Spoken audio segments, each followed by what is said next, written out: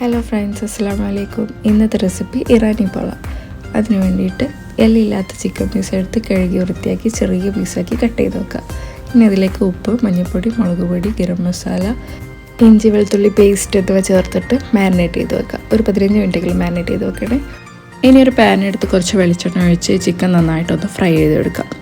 ഇനി ഈ സെയിം പാനിൽ തന്നെ ഒരു സവാള ചെറുതായിട്ട് കട്ട് ചെയ്തിട്ട് കുറച്ച് കറിവേപ്പില ഇട്ടിട്ട് ഒന്ന് വഴണ്ട് വരുമ്പോൾ ഉപ്പും മഞ്ഞൾപ്പൊടിയും മുളക് പൊടിയും ചേർത്ത് നന്നായിട്ടൊന്ന് വഴറ്റിയെടുക്കുക. ഇനി അതിലേക്ക് നമ്മൾ ഫ്രൈ ചെയ്ത് വെച്ചിട്ടുള്ള ചിക്കൻ പീസ് കൂടി ആഡ് ചെയ്തിട്ട് ഒന്ന് മിക്സ് ചെയ്തിട്ട് ലാസ്റ്റ് കുറച്ച് മല്ലിയിലയും കൂടി ഇട്ടു. ഇനി നമുക്കിതിനാവശ്യമായിട്ടുള്ള ബാറ്റർ റെഡിയാക്കാം. അതിനൊരു മിക്സിയുടെ ജാർ എടുത്തിട്ട് 2 കോഴിമുട്ട, ഒരു 1/4 കപ്പ് മൈദ, ഒരു 1/2 കപ്പ് പാല്, ഒരു 1/2 കപ്പ് സൺഫ്ലവർ ഓയിൽ, അതിലേക്ക് ആവശ്യത്തിന് ഉപ്പും 1 ടീസ്പൂൺ കുരുമുളകും ചേർത്തിട്ട് നന്നായിട്ടൊന്ന് ബ്ലെൻഡ് ചെയ്തെടുക്കാം.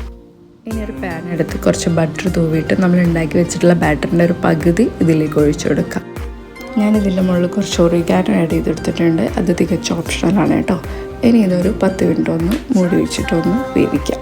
ഇതിൻ്റെ മുകളിലൊന്ന് സെറ്റായി വരുമ്പോൾ നമ്മൾ ഉണ്ടാക്കി വെച്ചിട്ടുള്ള ഈ ചിക്കൻ്റെ മിക്സ് ഒന്ന് സ്പ്രെഡ് ചെയ്ത് കൊടുക്കാം. എന്നിട്ട് അതിൻ്റെ മുകളിൽ നമ്മുടെ ബാക്കിയുള്ള ബാറ്റർ കൂടി ഒന്ന് ഒഴിച്ചു കൊടുത്തിട്ട് അതിൻ്റെ മുകളിൽ ഒരു ഡെക്കറേഷന് വേണ്ടിയിട്ട് ഒരു 3 ക്യാപ്സിക്കവും കുറച്ച് ചിക്കനും കൂടി ഇട്ടിട്ട് ഒരു 25 മിനിറ്റ് ഒന്ന് മൂടി വെച്ച് വേവിക്കാം. അതിനുശേഷം നമ്മുടെ ഈ വെന്ത ഇറാനി പോള ഒന്ന് മറിച്ചിട്ടിട്ട്, അതായത് ഇതിൻ്റെ മുകൾ ഭാഗം കൂടി ഒന്ന് വെന്ത് തരാൻ വേണ്ടിയിട്ട് ഒരു 5 മിനിറ്റ് ഒന്ന് മറിച്ചിട്ടിട്ട് വേവിക്കാം. ഇപ്പോൾ നമ്മുടെ ഇറാനി പോള സെറ്റായി.